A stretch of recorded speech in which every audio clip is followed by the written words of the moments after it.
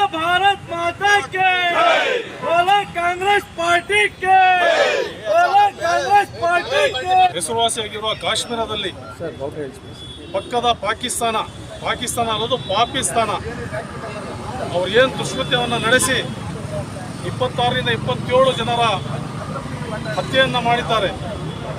ಆ ಉಗ್ರವಾದಿಗಳ ದುಷ್ಕೃತ್ಯಕ್ಕೆ ನಾವೆಲ್ಲರೂ ಕೂಡ ಭಾರತೀಯರು ಖಂಡಿಸುತ್ತೇವೆ. ನಾವೆಲ್ಲರೂ ಕೂಡ ಭಾರತೀಯರು ನಾವು ಒಂದಾಗಿ ನಿಲ್ಲಬೇಕಾದಂಥ ಸಮಯವಿದು. ನಾವು ಯಾವುದೇ ಜಾತಿ ಜನಾಂಗಕ್ಕೆ ಸೇರಿದವರಾದರೂ ಕೂಡ ನಾವು ಭಾರತೀಯರು.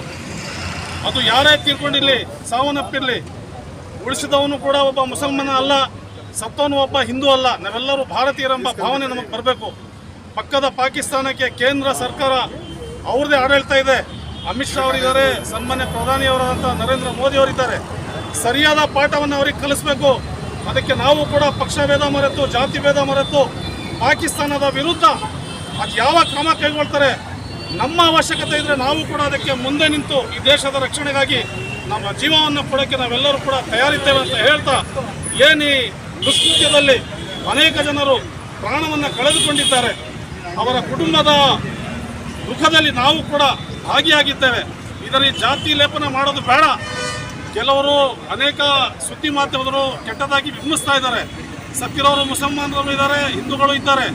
ಆದರೆ ನಾವು ಭಾರತೀಯರೆಂಬ ಭಾವನೆಯಿಂದ ನಾವು ಈ ದೇಶದ ಏಕತೆಯನ್ನು, ಅಖಂಡತೆಯನ್ನು ಎತ್ತಿ ಹಿಡಿಯುವಂಥ ಸಮಯವಾಗಿದೆ.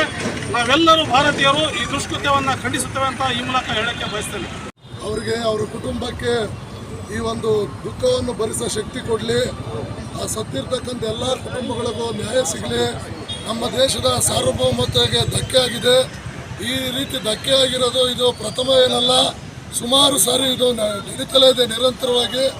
ಇದನ್ನು ಈ ಕೃತ್ಯವನ್ನು ಜಿಲ್ಲಾ ಕಾಂಗ್ರೆಸ್, ತುಮಕೂರು ಜಿಲ್ಲೆ ಕಾಂಗ್ರೆಸ್ಸು ಖಂಡಿಸ್ತದೆ. ಅದೇ ರೀತಿ ನಮ್ಮ ದೇಶಕ್ಕೆ ಮತ್ತೆ ಇಂಥ ಯಾವುದೇ ರೀತಿ ಈ ಭಯೋತ್ಪಾದಕರ ದಾಳಿ ಆಗದೇ ಇರತಕ್ಕಂಥ ನೋಡ್ಕೋಬೇಕಾದ ಜವಾಬ್ದಾರಿ ಕೇಂದ್ರ ಸರ್ಕಾರದ ಮೇಲಿದೆ. ಅದು ಅವರು ಯಾವ ಇಂಟೆಲಿಜೆನ್ಸ್ ಇದೋ ಅಥವಾ BSF ಅಥವಾ ಮತ್ತೊಂದು ಏನು ಹೇಗೆ ಬಂದ್ರೆ ಅಲ್ಲಿಗೆ ಅಷ್ಟೊಂದು ಜನ ಹತ್ರವರೆಗೂ ನಮ್ಮ ಮಿಲಿಟರಿಯರಾಗಲಿ, ಪೊಲೀಸ್ ಆಗಲಿ ಯಾರೂ ಆ ಜಾಗದಲ್ಲಿಲ್ಲ. ಇವತ್ತು ಏನು ಪ್ರಪಂಚದ ಸ್ವಿಟ್ಜರ್ಲೆಂಡ್ ಅಂತ ಕರೀತಿದ್ರು, ಆ ಜಾಗದಲ್ಲಿ ಪಹಲ್ಗಾಮ್ನಲ್ಲಿ ಆದಂಥ ಹತ್ಯೆಯನ್ನು ನಾವೆಲ್ಲ ಸಾಮೂಹಿಕವಾಗಿ ಖಂಡಿಸ್ತಾ ಇದ್ದೀವಿ. ಈ ಒಂದು ಹತ್ಯೆ ಮಾಡಿದಂಥ ಭಯೋತ್ಪಾದಕರು ಅವರು ಎಲ್ಲೇ ಇರಲಿ, ಅವ್ರನ್ನ ಹುಡುಕಿ ಅವ್ರಿಗೆ ತಕ್ಕ ಶಿಕ್ಷೆ ಕೊಡಿಸ್ಬೇಕು. ದೇಶದ ನಾಗರಿಕರಿಗೆ ನ್ಯಾಯ ಕೊಡಿಸ್ಬೇಕು. ಮತ್ತೆ ಇಂಥದ್ದು ಮರುಕಳಿಸ್ದಂಗೆ ನೋಡ್ಕೋಬೇಕು ಅಂತೇಳಿ ಈ ದೇಶದ ಪ್ರಧಾನಿಯಾಗಿರ್ತಕ್ಕಂಥ ನರೇಂದ್ರ ಮೋದಿ ಅವರಿಗೆ ಮತ್ತು ಗೃಹ ಸಚಿವರಾದ ಅಮಿತ್ ಶಾ ಅವರಲ್ಲಿ ನಾವು ಕೇಳ್ಕೊಳ್ತಿದ್ದೀವಿ. ಈ BJP ಸರ್ಕಾರ ಬಂದಾಗಲೇ ಜಾಸ್ತಿ ಇಂಥ ಪ್ರಮಾದಗಳು ನಡೀತಾ ಇದೆ. ಯಾಕಂದರೆ ಅವರು ಹೇಳ್ತಾರೆ ನಾವು ಬಂದಮೇಲೆ ಎಲ್ಲ ಯಾವುದೇ ರೀತಿ ಇಂಥ ಹತ್ಯೆಗಳಾಗ್ದಂಗೆ ನೋಡ್ಕೊಂಡಿದ್ದೀವಿ ಅಂತ. ಆದರೆ ಸುಮಾರು ಇಂಥ ಕೃತ್ಯಗಳು ಮರುಕಳಿಸ್ತಲೇ ಇದೆ. ಮತ್ತೆ ಇದು ಆಗಬಾರ್ದು. ಪಾಕಿಸ್ತಾನದ ಏನಾದರೂ ಅವರು ಕುತಂತ್ರ ಮಾಡಿದರೆ ಅವ್ರಿಗೂ ಕೂಡ ತಕ್ಕ ಒಂದು ಬುದ್ಧಿಯನ್ನು ಕಲಿಸ್ಬೇಕು. ನಮ್ಮ ದೇಶದ ಸಾರ್ವಭೌಮತೆಗೆ, ಅಖಂಡತೆಗೆ ಧಕ್ಕೆ ಬರದ ರೀತಿ ನಡೆಸಬೇಕು ಅಂತೇಳಿ ಈ ಸಂದರ್ಭದಲ್ಲಿ ಸತ್ತಿರ್ತಕ್ಕಂಥ ಎಲ್ರಿಗೂ ಅವರ ಒಂದು ಸಂಸಾರಕ್ಕೆ ಆತ್ಮಶಾಂತಿ ಸಿಗಲಿ, ಎಲ್ರಿಗೂ ನ್ಯಾಯ ಸಿಗಲಿ ಅಂತ ಈ ಸಂದರ್ಭದಲ್ಲಿ ಕೇಳ್ಕೊಳ್ತೀನಿ. ಏನು ಅಮಾಯಕರು ಇವತ್ತು ಹತ್ಯೆಗೀಡಾದರೆ ಅವ್ರ ಆತ್ಮಕ್ಕೆ ಶಾಂತಿ ಸಿಗಲಿ ಅಂತ ಹೇಳಿ ಜಿಲ್ಲಾ ಕಾಂಗ್ರೆಸ್ ವತಿಯಿಂದ ಕ್ಯಾಂಡಲ್ ಅವರ ಆತ್ಮಕ್ಕೆ ಶಾಂತಿಯನ್ನು ಕೋರ್ತಾ ಇದ್ದಾವೆ. ಅವರ ಆತ್ಮಕ್ಕೆ ಶಾಂತಿ ಸಿಗಲಿ.